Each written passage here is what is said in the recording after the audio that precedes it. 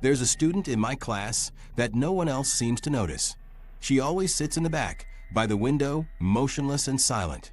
When I finally approach her, I follow her to the forbidden basement, and she vanishes. But what's most disturbing isn't her absence from subsequent classes, but what I find in the university's historical archives. Anna Mitchell committed suicide in that same basement in 1972. You're entering Universe Paranormal, where the unknown comes to life. During my first year of college, I had a classmate that nobody seemed to really notice. Her name was Anna, and she always sat in the back row next to the window. She wore black and had long, dark hair that partially covered her face. At first, I didn't pay much attention to her. She was just another student. But as the weeks passed, I began to notice disturbing details. Anna never spoke to anyone, not even when professors asked direct questions to the class. She would just sit there, motionless, staring at some undefined point. One day, I decided to approach her after class. When I tried to talk to her, she simply ignored me and left the room. Curious, I followed her, keeping my distance. I watched as she walked down the main hallway and then turned toward the stairs leading to the basement, a restricted area of the building. I froze when I saw her disappear down those stairs. And it didn't show up to the next class, or the one after that, or the one after that. Nobody seemed to find her absence strange. When I asked my classmates about her, they looked at me confused. None of them remembered a student named Anna.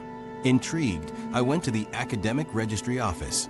The secretary checked the lists for all first-year courses. There was no Anna enrolled.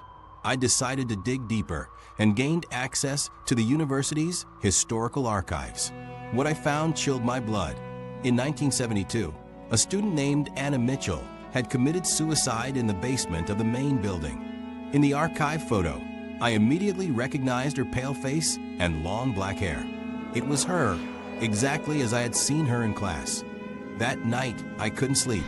I remembered every detail of her presence in the classroom, her silence, her stillness. Everything took on a new and terrifying meaning. The next day, driven by an impulse I can't explain, I went down to the forbidden basement. The air was thick and damp, and my footsteps echoed in the silence. At the end of the corridor, I saw a door slightly ajar. My heart was pounding as I approached. Inside, I found an abandoned old laboratory. Dust covered the desks and rusted equipment. In a corner, on a table, there was a notebook. The yellowed pages contained chemistry notes in delicate handwriting. On the last page, a note: "I can't take the harassment anymore. Forgive me." As I read, I felt a chill. The air turned icy, and I perceived movement in my peripheral vision. When I turned around, I saw her. Anna was there, just a few feet away, her figure barely visible in the dim light. Her eyes, previously hidden behind her hair, now stared directly at me. They were completely black. I couldn't move. Terror paralyzed me as she floated toward me across the floor. Her face showed an expression of deep sadness. She stopped in front of me and whispered in a voice that seemed to come from far away, "Now you know, don't let it happen again." After that day, I never saw her again, but her message remained etched in my mind. I investigated further and discovered that Anna had been a victim of severe harassment by several professors, a fact that the university had covered up. Her death had been silenced. Now, whenever I pass near the basement, I feel her presence. Not with fear, but with a strange mixture of sadness and gratitude.